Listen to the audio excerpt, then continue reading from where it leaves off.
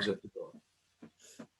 I hope it's not too loud. I know you all would tell me if it is. I have our 2 dogs are quiet and being peaceful for puppies, which I'm very grateful for, but they're chomping. And so all I hear, I'm sure that's the, my auditory skills are very heightened at this, senses are very heightened at this moment. But all I hear is gnawing on gnawhide.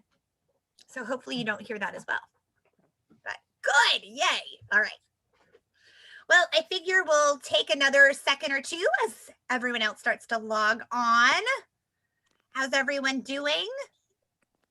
Carol, you're doing okay? Sandy, yep, doing well? Great. Well, I know that, of course, last week we were able to dive deep into Texas and Dallas history specifically. And today we are going westward, if you will. So I'm going to go ahead and share my screen. As I just said, everyone is all popping in at once. Welcome, welcome. Thrilled to see everyone, even if it means with a little gray and cloudy skies. Sherry, how are things by you? Or how are things in your neck of the woods? Hopefully well. Doing well, thank you. Good, very good. Dallas is kind of, it's not horrible, but it's just gray. So we're going to imagine with as we saddle up, if you will, looking at, here we go. As we look at, our pioneer Jews, this is really an example of little Jews on the prairie. This class, it definitely has us focusing as I mentioned in week 1, that so often if we ask our neighbors what they know about the various Jewish communities, they often describe either that stereotypical Eastern European experience where Jews come through New York and they all have that Lower East Side, Ellis Island kind of situation of immigration. But what is so fascinating is that, of course, as we studied for those of you who are part of our Jewish of Southern Roots class, we know that Jews came from Galveston. Jews came from other ports, even as early as the 1600s, coming through New Orleans. It wasn't easy, and it definitely required a very unique persona to be able to take on this lifestyle of very often coming to a community that didn't have a lot of resources, and that they were building and developing their own frontier, if you will, mindset. And that frontier hagim is something that we will keep coming back to. That narrative that Jews had to be able to survive. And we've talked about also enlightenment and in the opportunity for them as they were emancipated and enlightened, that there were waves of immigration, and that also impacted how and when Jews were coming and moving as part of this manifest destiny. So does that ring a bell? Does anyone remember the Schoolhouse Rock song of Manifest Destiny? I might play that next time. But the concept that as Americans, we had this opportunity and this desire to expand. Now, of course, I have to say this, as part of our 2021 lens, we have to recognize that manifest destiny meant that they were escaping pogroms very often. Again, second wave, we had first wave when I talked about emancipation and enlightenment. We're talking about the Jews from Germany coming in as early as the late 17th century, mid 1800s. In that first wave, very often part of the German-French border. Then, as we move later into that great migration into the 1880s, when we had a wave of Eastern European Jews, Russia, Romania, Poland, who had been in, especially those in Russia, under the Pale of Settlement, suddenly that pale those borders were being broken down. And as we go from the late 19th century into the early 20th century, great migration of Jews absolutely multiplied. So we have some variance there. And there's always a yes, and we have to understand that it wasn't an easy life to lead. And so, either way, they were escaping one tragedy and challenge to come to another. And while they were escaping pogroms, one of the things that we're going to look at today is that they were coming to the United States and potentially making it difficult for other people. Because believe it or not, we're talking about some Jewish cowboys that didn't play so nicely with Native Americans. And that's part of what today is going to go through as we look at pioneer Jews and as we think of Jews coming to the United States and going beyond the wide Missouri, going into the, past west of the Mississippi and moving into this Wild West territory. So I want us to ponder today, plant these seeds in your mind. How did the life of a pioneer change those Jews that moved west? What were their priorities? What kind of things, as they left Europe to come to the United States, how did it impact them? Why were Jews generally well accepted into these frontier towns? Remember, we learned that not all Jews could make it without some anti-Semitism, but for the most part, they were accepted because they, like other hardworking minorities or folks from newfound Americans, could put in the work and change the atmosphere of the community. And if you, my friends here on Zoom, were helping to start a new Jewish community in a town, what would you do first and why? Let's kind of plant that seed and brainstorm so that we can review what must be in place in order for a Jewish community to exist and grow. Okay, so that's my plan for today. Do you have any questions or thoughts or anything from last class after talking about Dallas that you've been thinking and ideas are percolating or burning about? Okay, that makes it sound like a disease. I don't want us to burn or percolate too bad. But what say you about what we've been talking about so far? Or do you have anything that, based on that you're interested in that you want me to cover? I'll just say. Sure, Joe, go for it. I was just going to say, it's always amusing to me that just for everybody to keep in mind that Dallas, Texas really had no reason to exist. If the railroad had not come through here, there would be no Dallas that we know of, because we have, I'm a native, I can say it. We have no natural resources. We have no reason for anybody to settle here, but the railroad saved us.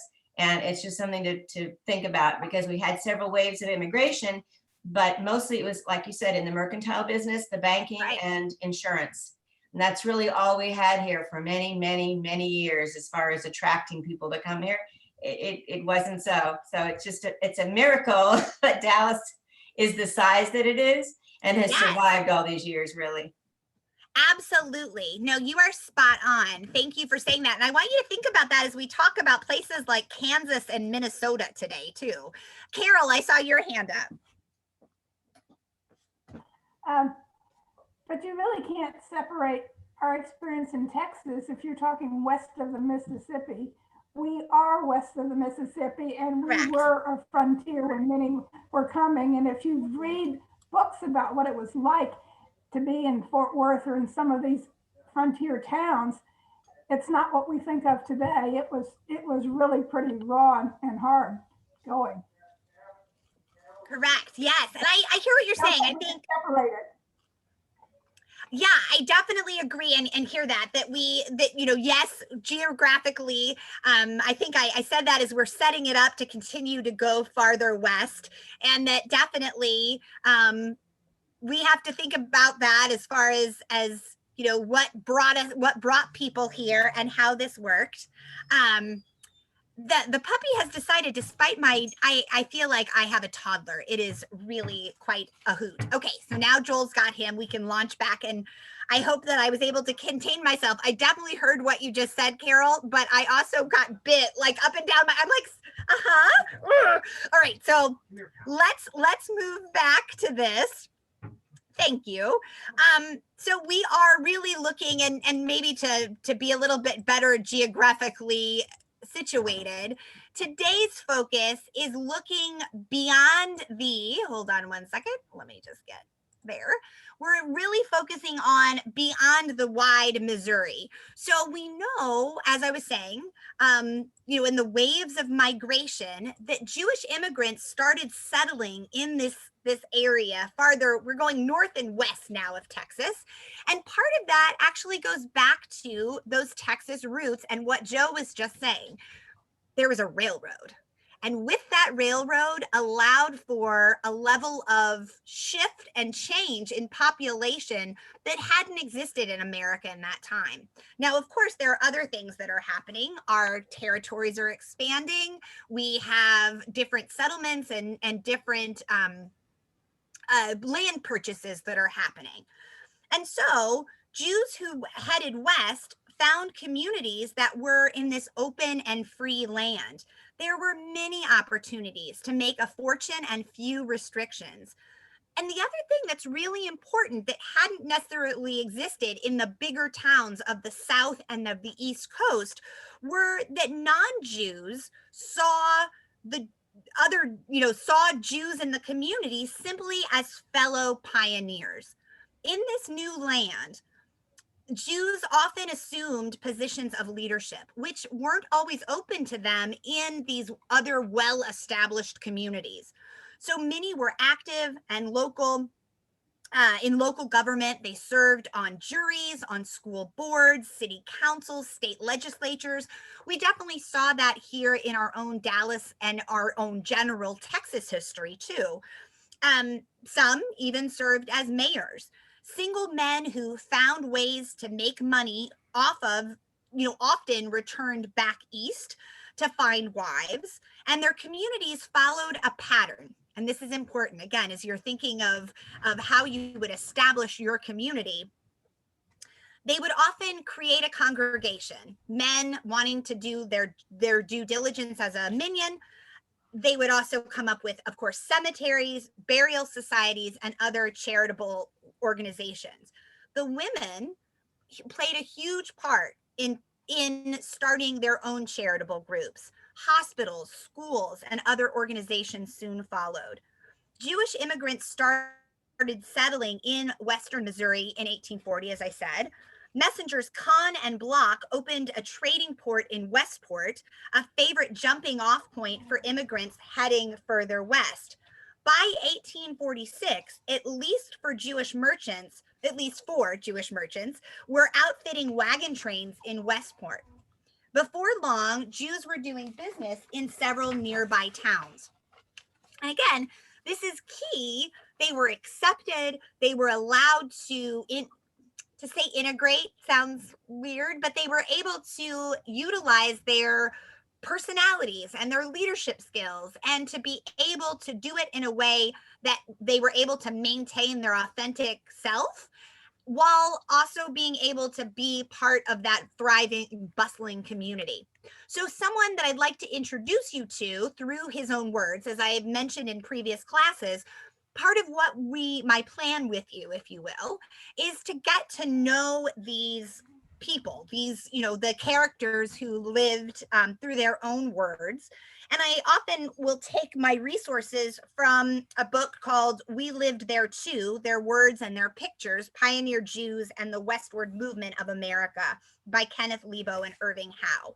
So we are going to meet a gentleman. Unfortunately, I don't have his picture, but we're going to talk about Herman Gantz. And soon after the establishment of the territory of Kansas in 1854, Kansas City became an important supply center. Now, I think we have at least one person here who has some ties to the Kansas City community. And the idea is that I wanted to share this with you because Herman Gans was the very first Jew to settle in Kansas City. He arrived by boat from Louisville in 1856. And when I looked at the cabin window of the West Bluffs, he recalled 50 years later, they gave me little promise of becoming the site of a great city. Kansas City barely had 2,000 people at the time. He started off as a peddler with a wagon and later becomes a successful storekeeper. So this is actually his obituary. Do I have a volunteer to read his obituary for me? I will. You want me? Awesome. Thank you. Kansas City, Herman Gans, the first Jew to settle in Kansas City, one of the earliest Jewish pioneers in the West, a resident in this city 64 years, died on Tuesday, January 20th at the age of 86 years. Mr. Gans came here May 7th, 1856, before Kansas City was founded. It was then called Westport Landing. There were no railroads in those days, and Mr. Gans made the trip from St. Louis by boat, the journey consuming 4 days. Mr. Gans, having faith in the future of this city as the gateway of the Southwest, opened a store at the corner of 5th and Main Streets, which he operated for many years. In those days, what is now Kansas City was just an important point on the famed Santa Fe Trail. When Mr. Gans landed here, there were barely 2,000 people in the little town, and these all lived in the shadow of the bluffs. Mr. Gans was born in Sachsen-Meiningen, Bavaria in 1834. He emigrated to America in 1850. He lived in Philadelphia and Kentucky before coming here. In 1862, he married Miss Hannah Friedman of Philadelphia. Mrs. Gans died here 10 years ago.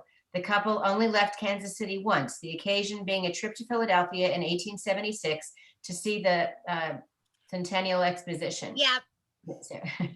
Mr. Gans lived at 1617 Baltimore Avenue, the homestead of the family, for 33 years. He was a prominent Mason, being a charter member of the Heroin Lodge, AF and AM, of which he was treasurer for 26 years. He was also a member of the B'nai B'rith for many years.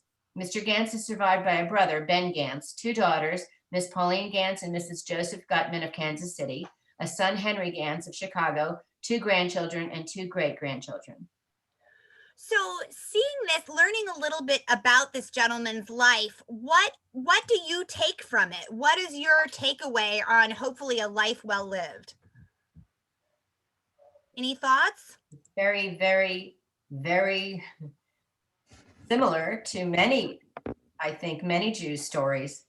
You start in a place that's smaller, you hope more Jews move there and more people move there, and eventually it grows into a much larger city, and you've had a hand in that. Absolutely. And that he did try potentially other places to find his luck. It talks about how he got from Philadelphia to Kentucky. Those aren't exactly 2 close places. So perhaps, it was a way of trying to figure out what would stick. Maybe he followed the railroad and definitely got to a place where, seeing this point of what would become the Santa Fe Trail, figuring that he had this faith in the future, that's another big takeaway, because after all, he had hope. And that, I think, is a huge part of these immigrants, was that they believed that, as Joe said, that they could do something about it, they could make something of it, and they were able to, he was willing to try until something stuck. And, it's hard to say. We don't know the back details, if he moved to Philadelphia to find Mrs. Freed, or, what was the background there. The fact that they only traveled once is a reminder of how hard it was. I was talking to Adina earlier about, getting in the car and taking a road trip. And this is the kind of thing that reminds us road trips were not so easy, or it didn't exist in the 1860s for sure. Janice, I see you have your hand up. Did you want to say something? And then Carol. Well, I just thought it was significant that he found a Jewish wife He belonged to B'nai B'rith. It would have been so easy to just disappear as a Jew, Right. and yet he didn't assimilate at all. And I wonder if he kept kosher or in any way. He just seemed to, with all this, everything, every single thing new, he remained a Jew. Yes.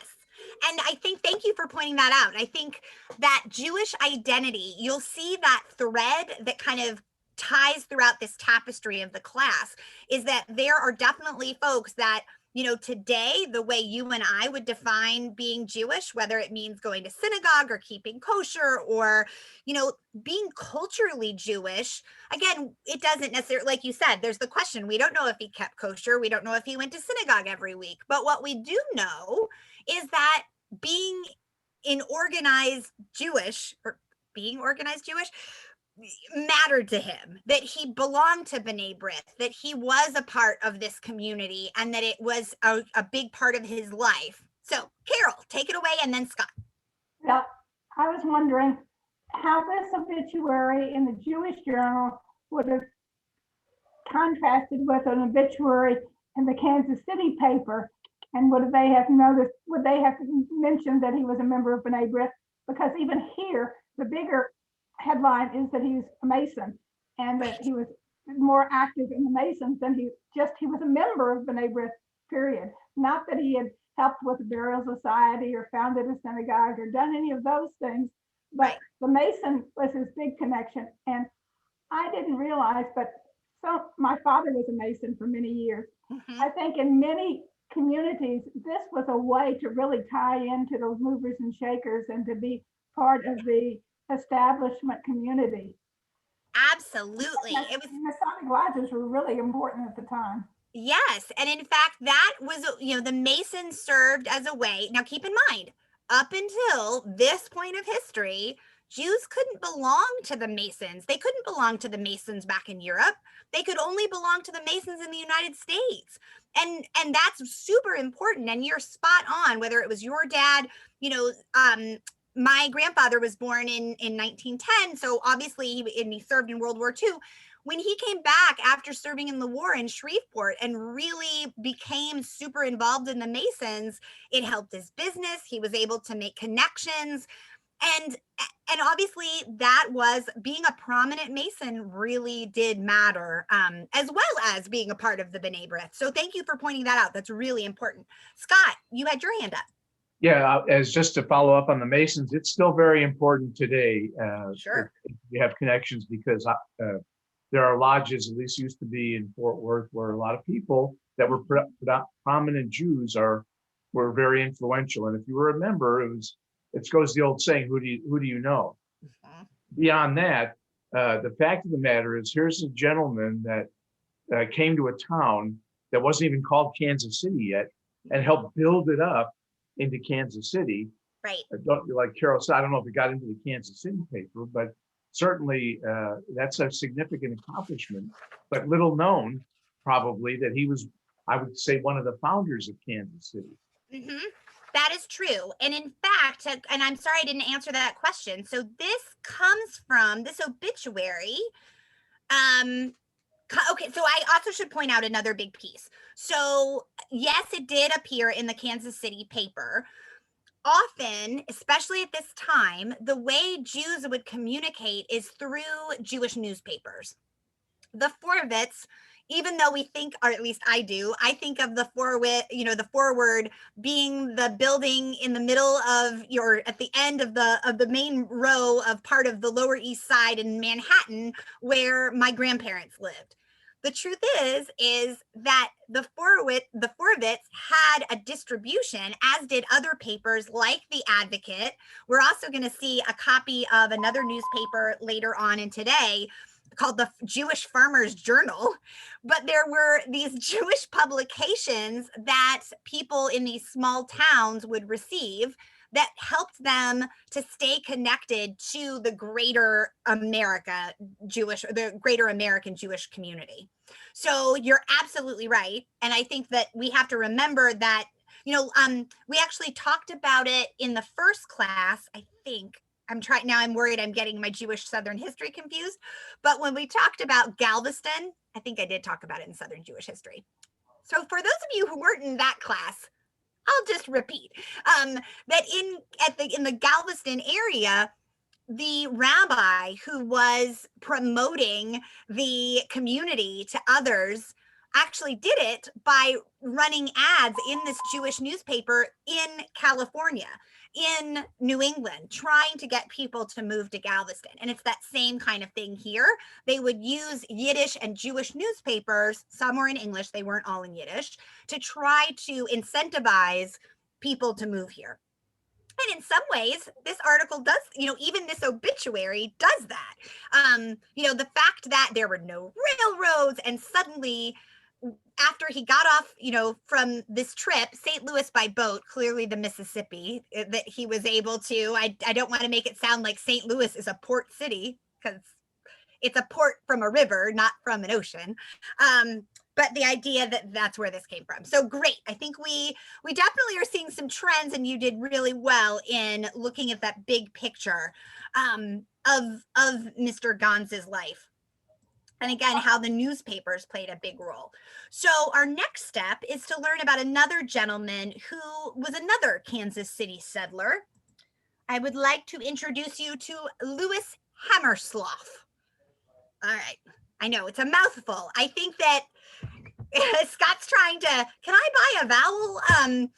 He really, what a long Jewish name. If ever there was a name to get shortened at Ellis Island, this might be one, but he didn't.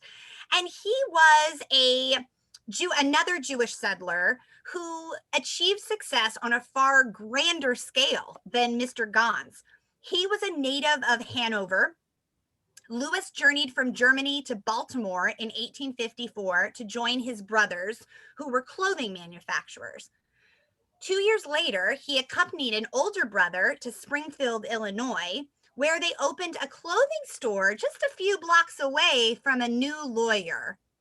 Whoever could that be? Well, of course, it was Abraham Lincoln, and beneficially, because he befriended Abraham, President Lincoln, this is long before Lincoln became president, they opened this clothing store just a few blocks away. And in 1858, Louis was ready to break out and to start a business of his own. Well, he moves to Kansas City, and he had the good fortune to obtain the outfitting the Illinois militia during the Civil War. So much like we just described of how being in organizations like the Masons could benefit and open directions and connections for Jewish people in the community, that's exactly how Hammerslough became wealthy and a large success, because he had befriended Abraham Lincoln. He was able to break out on his own and be able to outfit one of the largest militia in the Union. So after the war, he financed the building of a railroad clear across the state. And that was actually the first train to reach Kansas City that, by the way, was pulled a locomotive named after Hammerslough. So the train that you're looking at in this picture is actually the Hammerslough train. So he really did well. And I know that from what we're kind of moving through the Midwest again, what was it that the Sangers did? How did they follow? What was their, going back to Texas history, how did they make their wealth? Follow the railroad into small towns. Right. And part of what incentivized the railroad, as the railroad would go up, they were able to do other things. Suddenly, cattle drives that were so tedious and could only get from point A to point B in what took very long amount of time, because of the railroad, could suddenly change everything. So from 1866 to 1886, the Texas cattle trade brought between 5 to 7 million head of longhorns to the Kansas markets, where they were then shipped onward by rail to the eastern market. So it was our own city of Abilene here in Texas to become the first center of the Kansas trade. Again, the Kansas, this part was all a territory at that time. And so Abilene's cattle provided what would become a very successful business in Kansas. So to tell you a little bit about, Abilene was the very first center again of the Kansas trade, but by 1872, Ellsworth in Kansas had already usurped much of Abilene's cattle business, and by a few years later, Ellsworth was in turn surpassed by Wichita and Dodge City. The few Jews came to such places were aspiring entrepreneurs who went west with the railroad. So you see a pattern, much like how we think of the Sangers in Texas following the railroad. Jews did the same with the cattle trade, and that even though there are not a lot of them, they would start to make their way. And we're also seeing a pattern for how cities emerge in this time. You'll find that we talk a lot about what are now ghost towns, towns that in 2021 are not the substantial size that they were in 1880s, for example.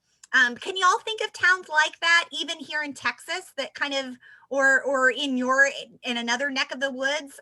Because when we get to Nevada, that's all I'm going to talk about. Carol, yeah. Well, Galveston was the largest town in Texas, and Right? think of Galveston today. You know, For sure. Jefferson. Jefferson. several things happened. I mean, it was an island that was untenable. You Right. had the storm in 1900, but you also had the Houston Ship Channel, and you can think of the town of Jefferson and how it was Right. surpassed. Sandy, that's right. Thank you, Carol. So Sandy, what do you know a little bit more about Jefferson? Well, just that until the curse hit, the story goes, they had a railroad. They also had a river that was navigable. Right? And there's actually I take it they're still there. This was a couple of decades ago, but there was a synagogue there that was turned into a theater, not a movie theater, And like an Yeah. acting, yeah, a stage. drama theater. Yeah. And in fact, we could say the same about other communities like Corsicana, or, we know from last week, as we were talking, they bloomed and then they shrunk.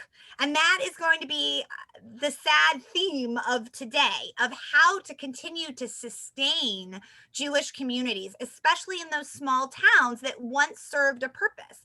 It might have been that along the way, they were a cattle stop, right? That was kind of what happened in these towns like Ellsworth and Dodge as well, is that Wichita and Dodge City, they were at points of time the happening place, and then they shrunk.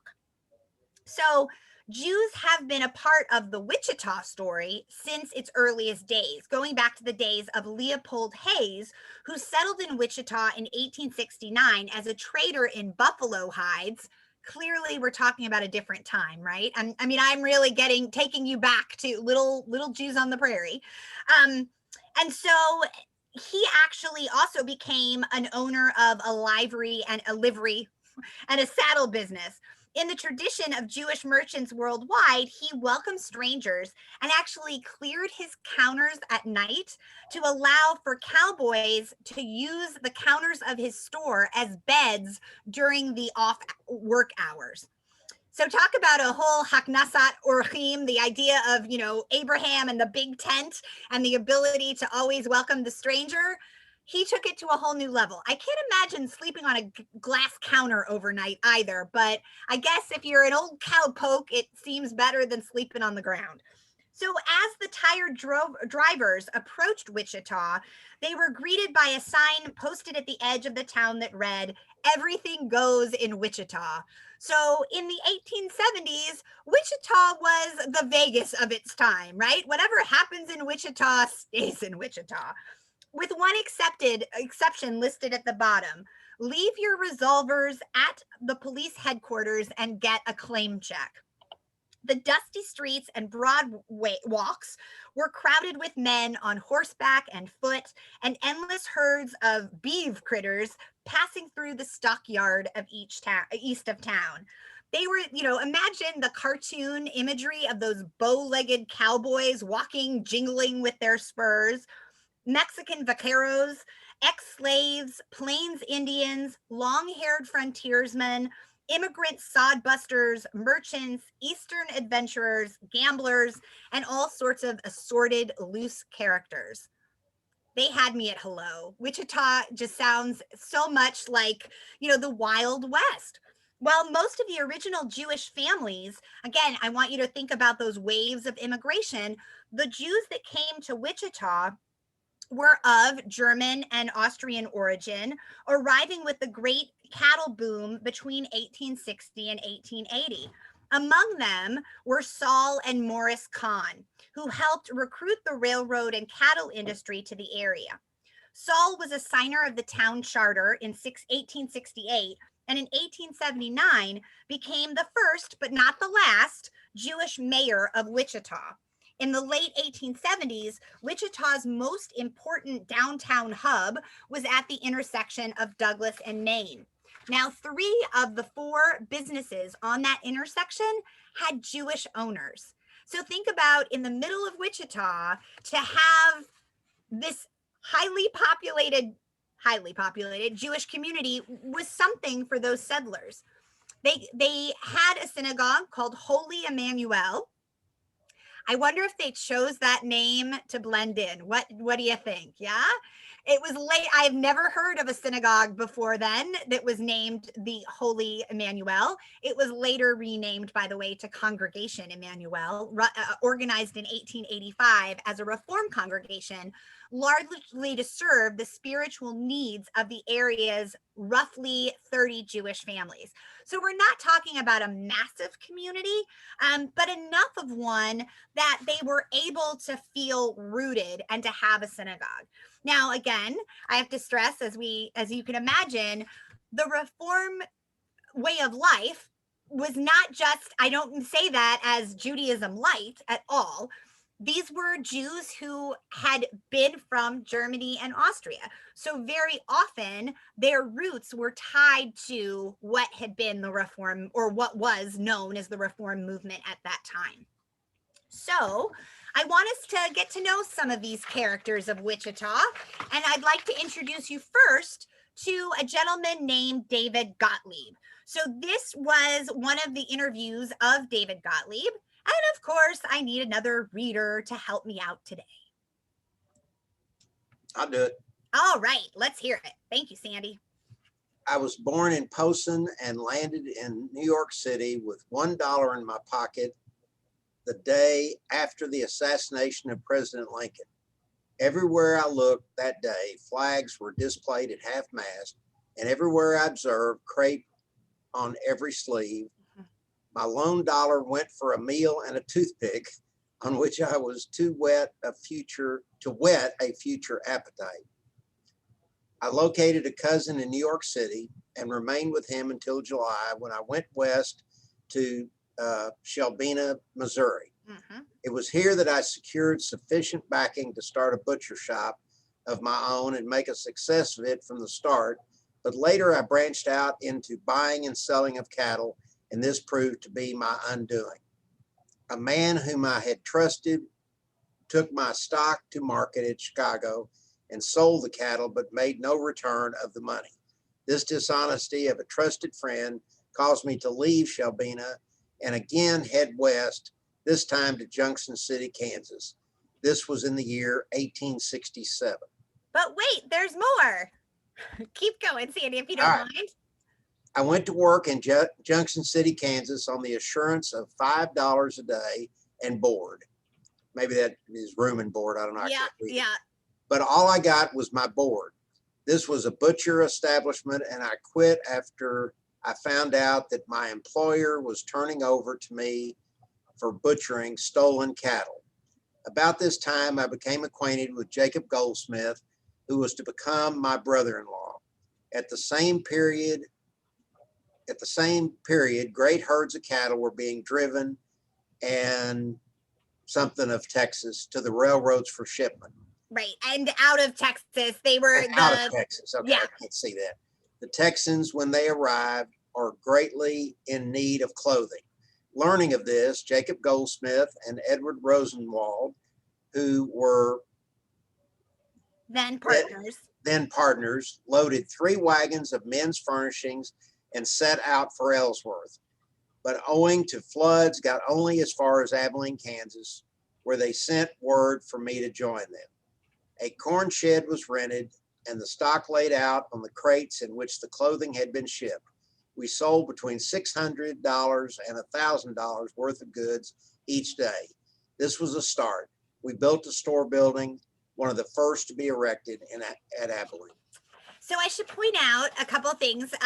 If it was a little hard to read, when Lebo and Irving Ho, so when Kenneth Lebo and Irving Ho, when they collected this information, they kept the text in the writing as it was. So very often when I do this and I'm like, oh my gosh, it was my typo. And then I was like, no, actually, here's someone who comes from Poland, who is maybe, this English was not his first language. So if you see and you'll see this in a few more of the articles we're going to read in a few minutes, where it's like, oh, okay. You have to imagine it with this Polish Southern accent if you can.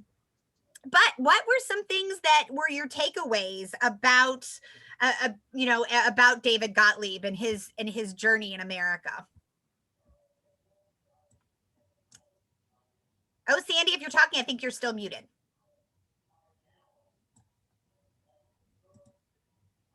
Any thoughts? There we go. Oh, okay. There we go. I think we see a thread through all of this that the people that migrated were very, very determined. They tried things, and like this guy failed in some of them, but they didn't go back to Europe. They didn't go back to the East Coast. Right. They were very determined individuals who were very driven. I'm so glad you pointed that out. I mean, were there people who did make their way back east after they failed? I'm sure. But for those that really made the community their own, they had this independent spirit. A lot of those folks would have never make the trip out west if they didn't have that, pioneer minhag that I've talked about before, that spirit to be part of a community that lived a little bit differently, and were willing to take those risks and chances. So Sandy, thank you for pointing that out. That's a really big part. And their business model didn't always work. He got taken for a ride from someone who sold his cattle right out from under him. And it's interesting that family plays a role. He also, of course, says, he becomes acquainted with Jacob Goldsmith, who ends up becoming his brother-in-law. So, it's obvious that a lot of these relationships were built on more than just a handshake. They end up becoming family as they connect through marriage, through other, that kind of thing, right? Any other thoughts? You ready to move out to the Wild West, or maybe, take on this crazy life? I don't think I could. I'm just saying. Especially after I get to introduce you to some more of these folks. We will see how special these people were. I want to introduce you. Well, actually, I'll just to save. This is an easy one. I'll show you Josephine. This is a gal that lived in Hays, Kansas. Let me just share my screen again.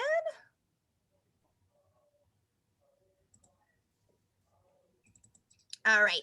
So and now I should also point out, this is not Josephine's picture. I wish it were, but that just gives you an image of the life that they led.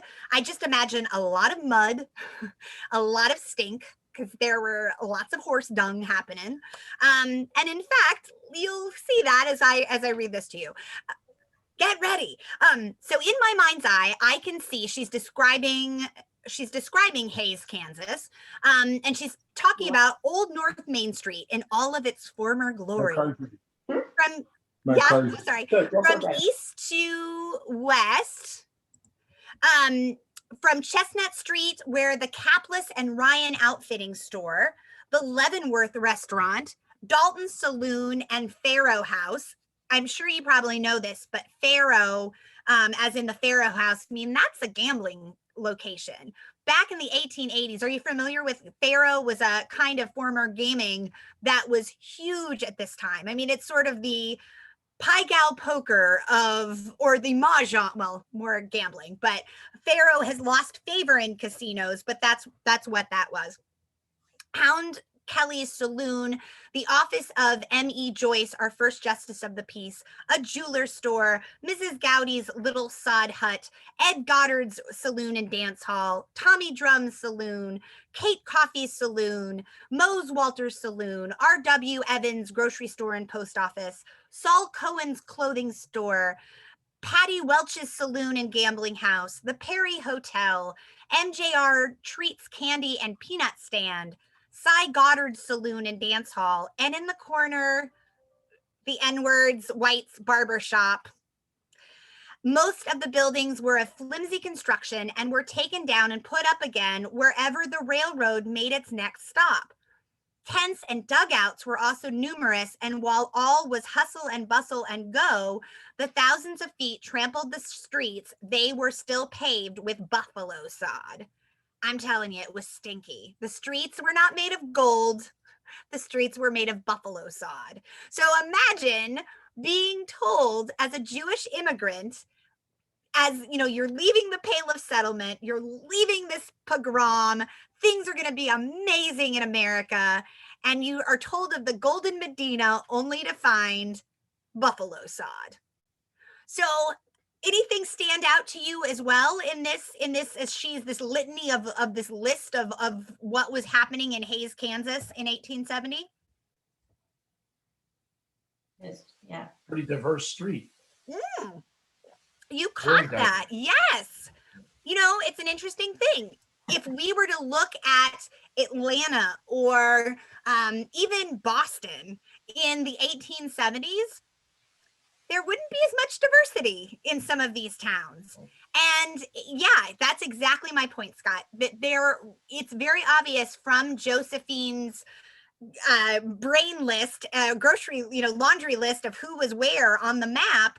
There was a lot. The names tell us that there were obviously African Americans owning a barbershop, maybe.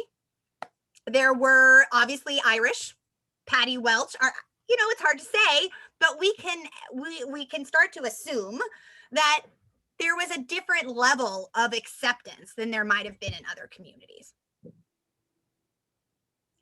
Okay, so I see, is that a question from Joe? Do tell. Yes, ma'am.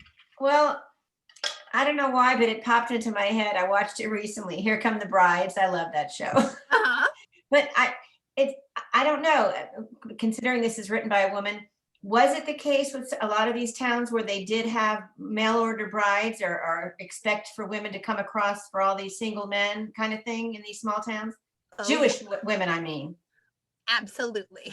Yeah. Absolutely. In fact, I don't know if many of you have ever watched the HBO show Deadwood, Yes. but that's what this is describing, that there were a wild combination of things. When there were saloons, that often meant that they were brothels as well, that there would be casinos on one floor and other things happening in the rooms above, that there would, and so it was a different lifestyle.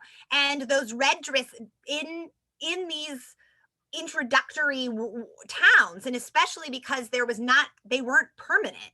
As the railroad moved, they could pick up stake and follow the railroad along if those outposts became more advanced and the need to grow.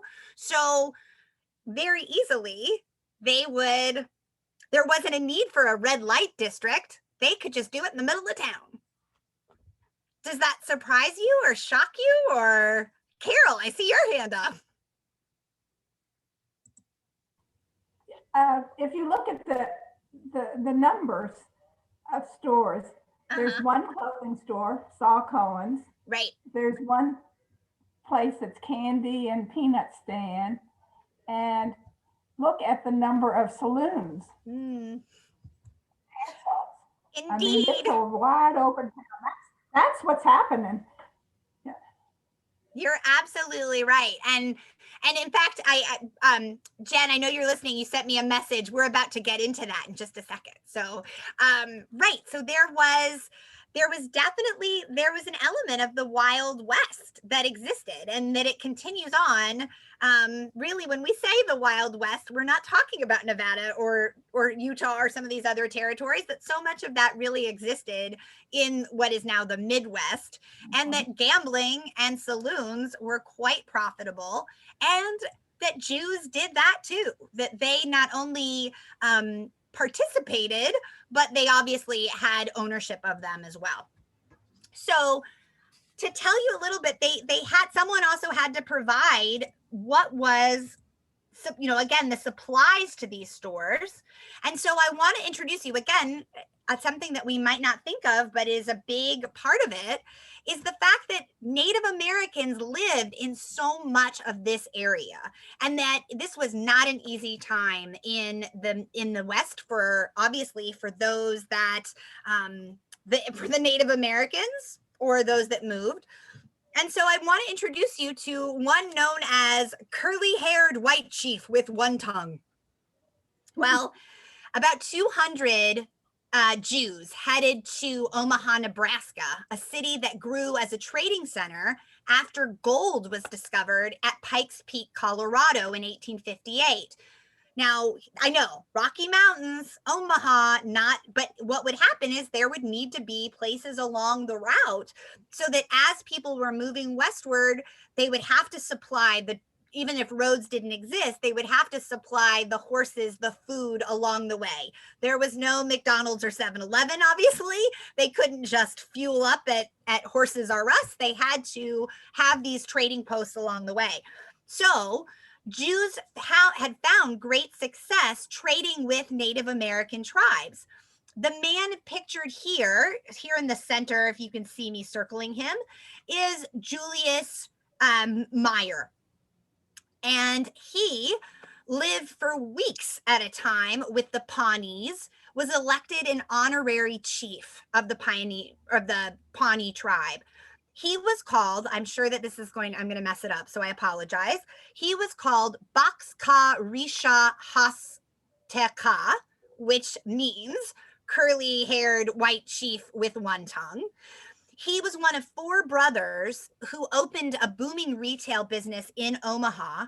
And by the 1880s, Max Meyer and Brothers Company had 25 employees with $750,000 in sales. Julius Meyer had an additional business called the Indian Wigwam, and he sold trinkets and souvenirs, Native American tchotchkes.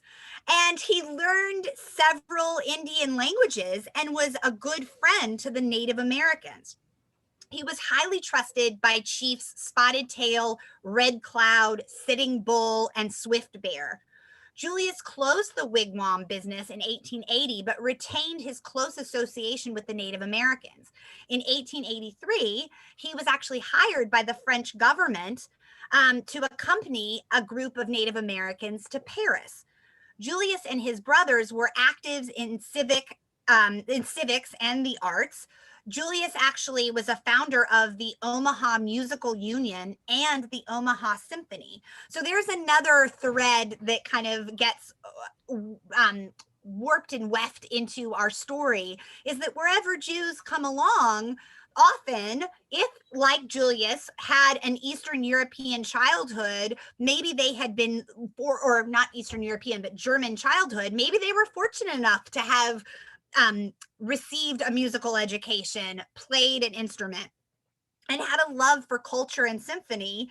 And indeed, that's what Julius brought with his brother Max. They were 2 of the founders of Nebraska's first synagogue, known today as Temple Israel. Max Meyer and Brothers Company failed in the 1893 Depression, unfortunately. Max and Adolf, again, that's two of the four brothers, left Omaha. We were saying that, Scott, that, you know, sometimes they didn't always make good. Sometimes they would leave. There's an example of those that did. Julius never married and actually committed suicide in a park in 1909. Now, whether it was, well, I should say, whether it was a murder or a suicide, that was never firmly established. But unfortunately, his life did not have a pleasant ending. But he was an example of someone who was able to befriend and really appreciate and benefit himself by connecting with the Native Americans. Now, again, I'm trying to imagine, and I hope you will try to imagine too, what it must have been like to be in this new territory, to, you know, again, this concept of the manifest destiny that as Americans, we can conquer all of the land this continent has to provide us, and no one's going to stay in the way. And so, whereas I would like to say that Julius Meyer was an example of someone who befriended the Native Americans, here's an example of someone who was the opposite. So I'd like to introduce you to Sigmund Schlesinger. Have you ever heard of Sigmund Schlesinger? I'm looking, I'm checking. It's funny, no one had learned of Sigmund Schlesinger in Hebrew school. Okay, of course you didn't. It's okay, I think you would really have to maybe be a part of this, but his work was really famous. You know, other Jews fought and like I said, there were those like Meyer who befriended. Sigmund was someone who fought the Native Americans. He was born in Hungary in 1848, came to New York during the Civil War and kept going west. Eager for adventure, Schlesinger, and again, that goes back to that theme of this special yearning that while others might have stayed, you know, in a big city, Schlesinger was one of those people who was after this wild adventure. And so he kept on going until he came to the edge of the Kansas frontier, where he joined a company of Indian Scouts. Now, those Indian Scouts they were looking to fight Indians and Native Americans. There are some legends that he didn't know what he was getting into, that he found a job bringing newspapers from Kansas City to Fort Hays, Kansas. And one day when he was in Fort Hays, the story goes, he was told to stand in line in front of another man. Keep in mind, he doesn't speak English very well. So shortly he discovered that he had joined the U.S. Cavalry as a scout. Who knows? He definitely was adventurous, though. So European settlers were moving westward into areas that had been given to the Sioux and the Cheyenne. The Native Americans were fighting back. The U.S. Army was dispatched to fight these Native Americans, and General Forsyth was in command of the 9th Cavalry. Schlesinger was one of the 48 men in that detail. General Forsyth was worried about Schlesinger. He never fired a gun before. Talk about a greenhorn. Can you imagine? So he rode a mule as opposed to a horse. The army didn't provide horses. You had to ride what was your own, and Schlesinger only had a mule. So Sigmund's awkwardness did not go unnoticed. However, he had a chance to prove himself when his company was attacked by a large band of Cheyenne and Sioux under the leadership of Chief Roman Nose. The siege lasted for 4 days. When it was over, 5 scouts had been killed and 17 others were badly wounded. As for Sigmund, he proved to be a fast learner and an excellent marksman. Who would have thought for someone who had never picked up a gun? Now everybody marveled at that brave and active young Israelite, a gallant soldier among brave men. So I should mention that during his career, as you know, when he was fighting Native Americans, he kept a journal, jotting down whatever struck him as worth preserving posterity. So I actually want to pull from this journal, which was published and was a top-selling novel in its time. So if I can have a reader to read from Sigmund's journal. Do I have any takers? It's a fun one. All right, Scott, take it away. And again, I should mention, Scott, please know that you'll find, you'll just imagine this coming from this, crazy accent, because where there's some interesting spelling options, this is how Schlesinger wrote it. So now take it away. All right, Wednesday 16, seen signal fire on a hill 3 miles off in evening late.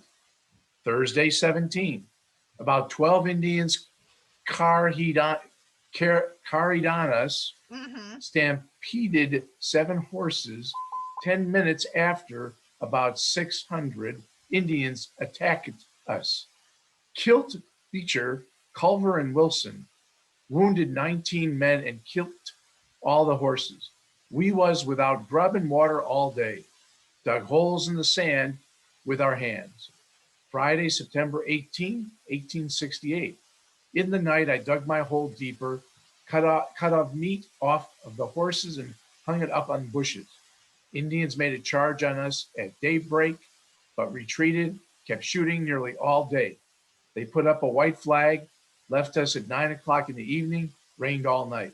Saturday 19, the Indians came back again, kept sharp shooting all day. 2 boys started for Fort Wallace, rained all night. Sunday 20, Dr. Moore died last night, raining part of the day, snow about 1 inch thick. Indians kept sharpshooting. Monday, September 21, 1868, scalped 3 Indians, which were found about 15 feet from my hole, concealed in the grass. Tuesday 22, killed a coyote and ate him all up. Very nice. I know, right? His levels of kosher standards change quite drastically. And I really have to point that out because, in the beginning, as we talked about, 4 men are dispatched to bring reinforcements. The trapped soldiers run out of food and were forced to eat the horses.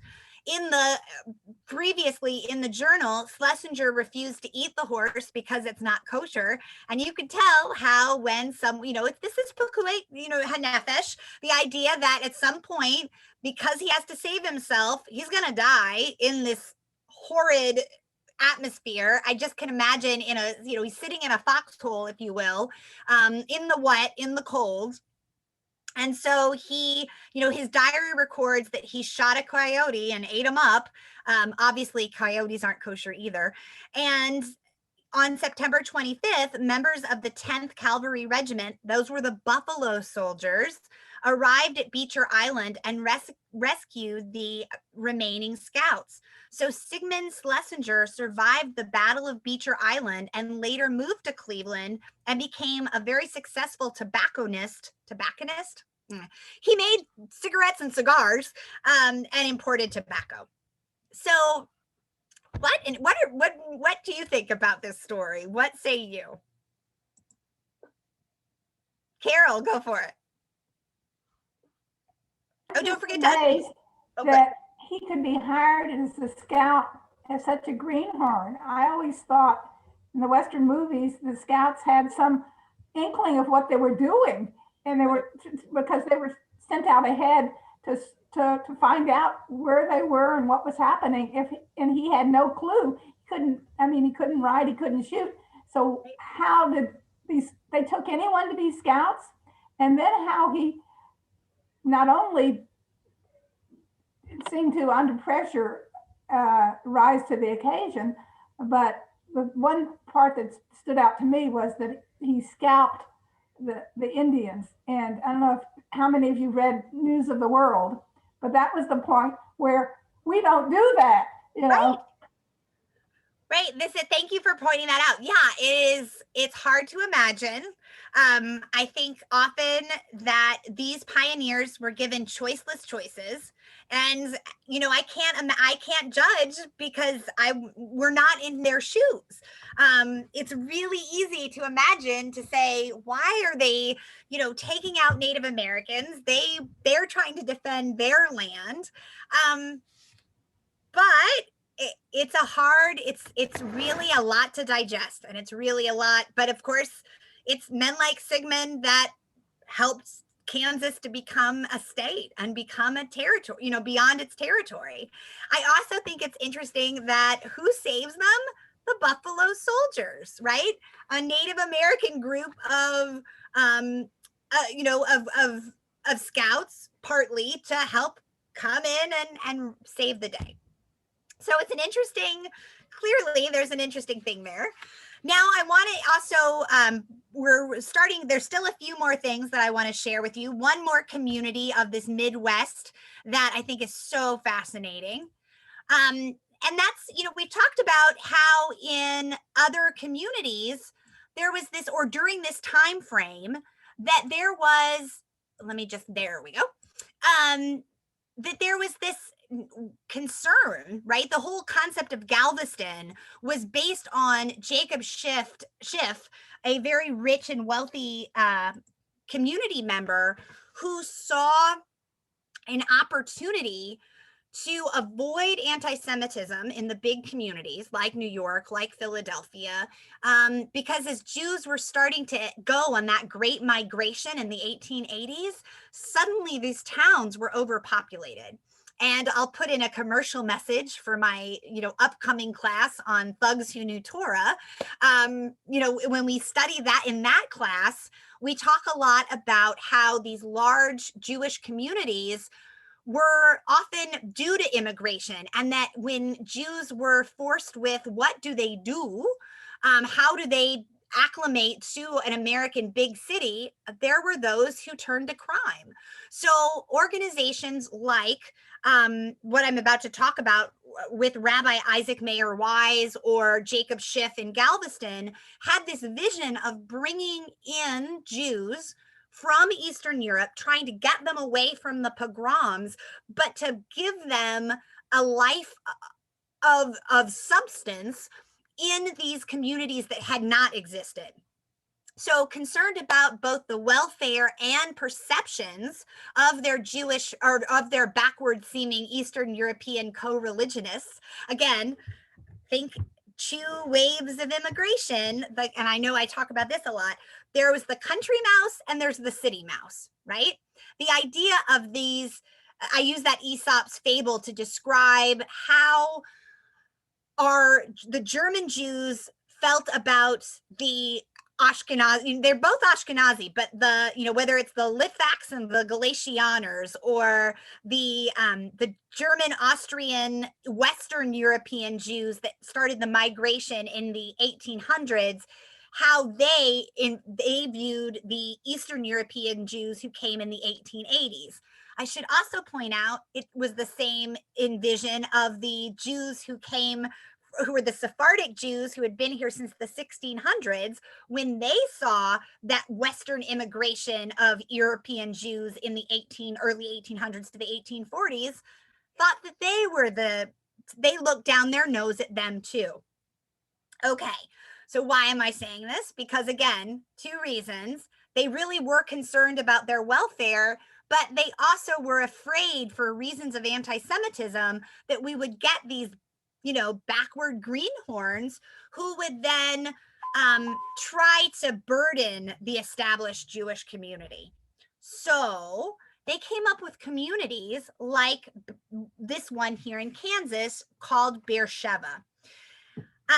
Now this was 8 miles from Garden City, Kansas, in a remote landscape of cornfields without ends. So as far as the eye can see, punctuated only by pheasants and blackbirds, lies an unexpected discovery. Several gravestones now are really the only physical remains of Beersheba. It was a Jewish agricultural colony established in 1882. And I'll go into more detail about it. I should also mention it was one of 7 of these kind of areas. Sorry, I went backwards. That happened at this time frame. And I'll tell a little bit more. So you can see an example of one of these Jewish publications.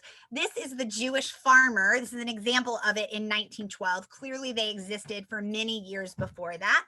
And this picture here is all that's left of Beersheba now.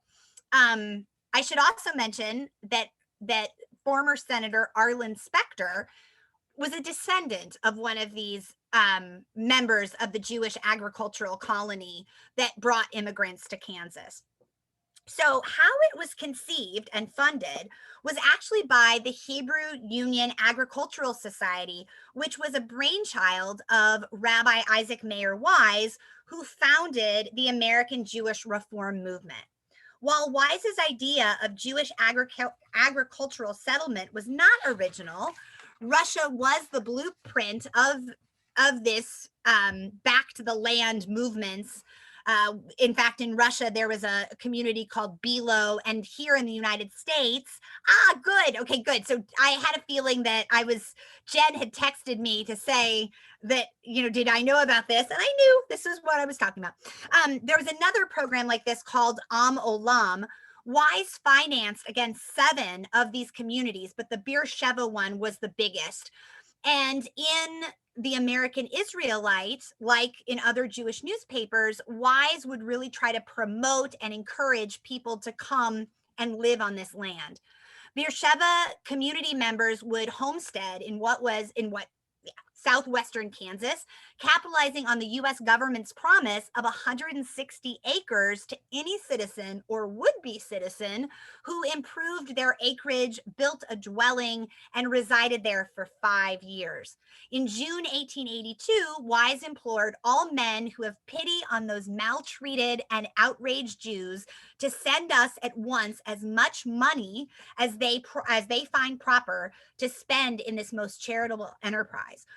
So they reached out to the Jews in the larger communities like Boston and Philadelphia and New York to help sponsor these Eastern European Jews to come and live on the land and to become citizens here in the United States. By 1882, July of 1882, the society selected 59 men and their families, all sound and robust looking people, to populate the settlement. Rabbi Wise's own son, Leo Wise, accompanied the colonists to Kansas City to furnish them with supplies and guide them on their new home near the Pawnee River. In addition to a Sefer Torah and a shofar, the Agricultural Society provided tents, farming implements, and livestock. They were set to go. Like, they had everything they needed.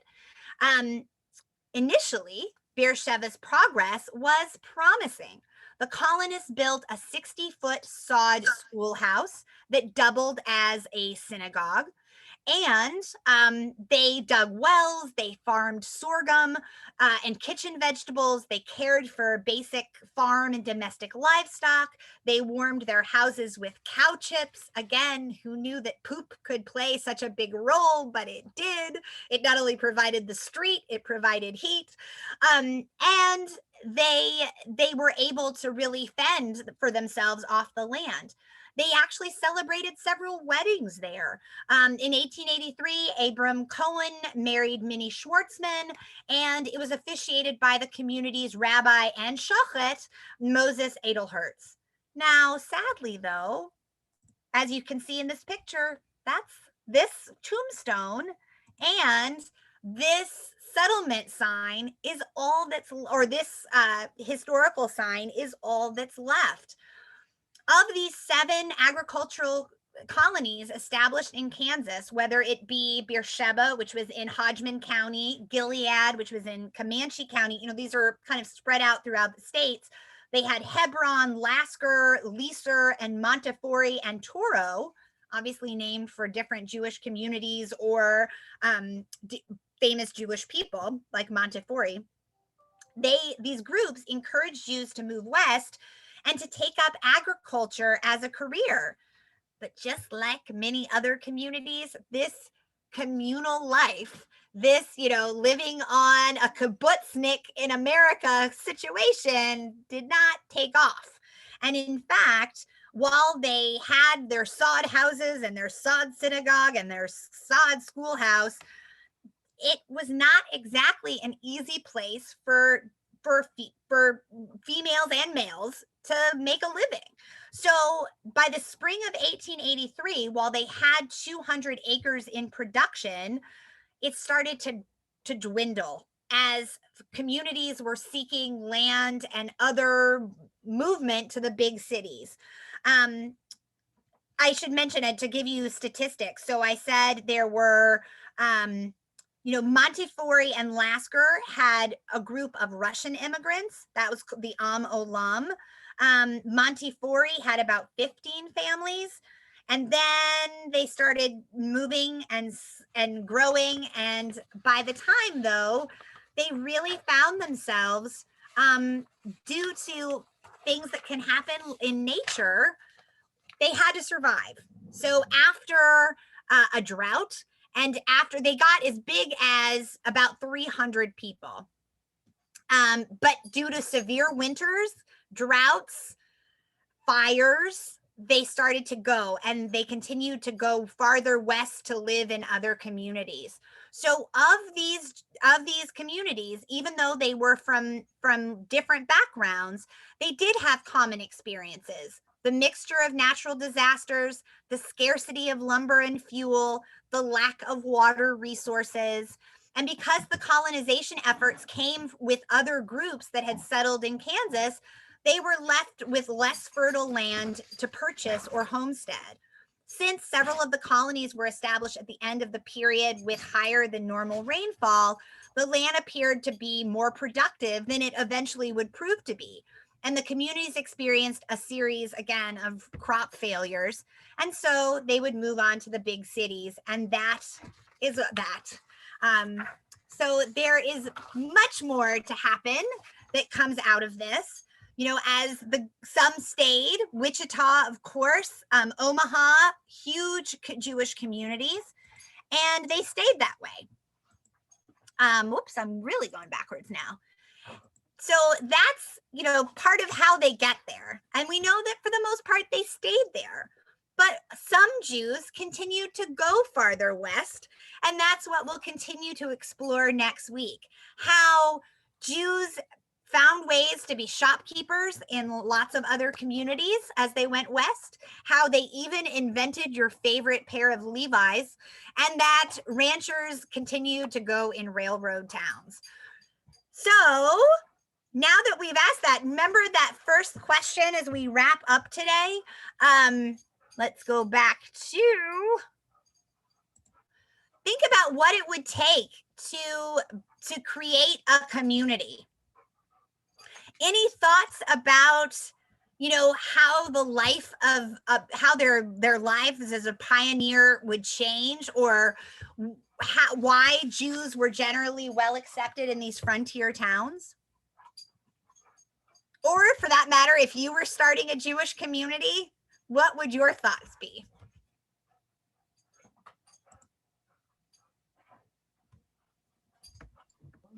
They needed it for one thing. Sure.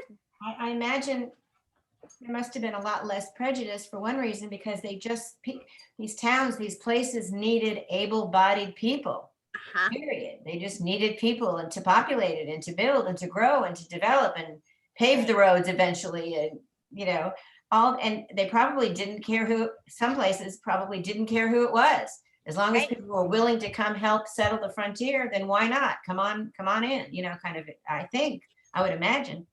And the other thing that struck me, Barry, when you were talking about the pros and cons of Native Americans, the Jews that were helpful and those that were not, is that people might know that in some places, some people believe that part of Native American tribes were actually part of the lost tribes of Israel. So if you believe that, if you think about that, a lot of the Native American customs are very similar to ours. If you study Native American religious life, customs and life, they face east. That some of them wear white, some of them do. Just very simple, interesting things that you can almost draw a parallel to. So I could see some Jews in the early days really, cozying up to some of these Native Americans because they could see in them almost a kindred spirit. Absolutely. And in fact, it's interesting, the founder, we talked about this in Southern Jewish history. There was the Alabama mayor, one of the men from Alabama who was so convinced that Hebrew and the Native American languages were the same. And that absolutely played a part that in fact, you know, I know growing up in Southern Nevada, our community was part of the Deseret territory. So before Nevada became a state, when it was populated by Mormon missionaries, the reality that there was that concept that that's a whole foundation of Mormonism. And so often these pioneers, as they're developing or having their own, forging their own religious identities, more in the Christian faith than in Judaism, but clearly there were those who really did have a kindred spirit, like you said. And I think we see that in Lewis Meyer, who's willing to befriend and fight for, you know, war with them and negotiate with them, as opposed to Schlesinger, who felt maybe a little bit differently, and he didn't have, some stories say he didn't have a choice. So it's a good point. Thank you. So next week, like I said, we're going farther west. Any other thoughts to close us out today? Anyone else want to share any? Do you maybe see the Kansas, Nebraska, Missouri area a little bit differently now? Yeah, Mary, I've No, got a question about Beersheba. Sure. Is anything known about the financial transactions? In other words, the settlers, did they actually own the land or just farm it? And then were they each independent and their own little businesses, or was it a communal effort? Great question. So it was, it started off with a communal effort that other Jews would help to bring these folks into that land, and that they had to promise to live there for 5 years. So as I described that, I'm like, wow, that sounds a little bit like indentured servitude, and that they were living on the land and then had to be able to, after that, they could stay there. And many did, but many sold that land. They earned it, they bought it themselves. They were able to work and keep it for themselves, but many sold it off after the floods and tornadoes and the frosts and the other disasters that the droughts that befell them. But do you think that they got title to the land by working, or did they have to put money up front? Or that others put up the money for them, and then it was sort of, they were able to have it and own it. Okay. Yeah, that's a good question. Any other thoughts, or before we wrap up? Carol, go for it. I've read a memoir by a Jewish woman settler in North Dakota, and it's a similar story, that they were enticed to go there, and it was dreadfully difficult, and the community failed. I don't know if anyone else has read some of those stories. There was a book that I read. It was based on, oh my gosh, I could look it up. It was called Two Guns. It's this great book about this girl who lives in the Wild West. I wonder if it's the same book. It was at the Teicher Library too. Not with a title like that. Well, this was a memoir with a woman's name. Right. Well, I look forward to sharing more of this Wild West history with you. It's incredible to think that Jews were so different than, again, the, Nebuchadnezzar kind of family members that I have. So I'm just trying to imagine this living in the Wild West, and I hope everyone has a great week. Bye, everybody. See you again. Thank you, Mary. Thank you very much, Barry. Of course, anytime. See you soon.